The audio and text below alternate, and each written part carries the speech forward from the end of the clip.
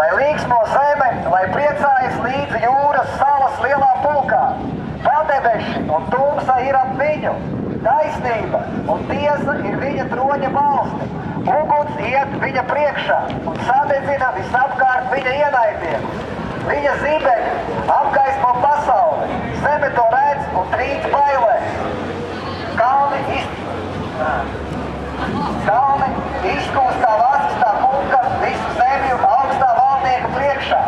Debesis sludina viņa taisnību un taisnīgumu, un visas tautas redz viņa godību.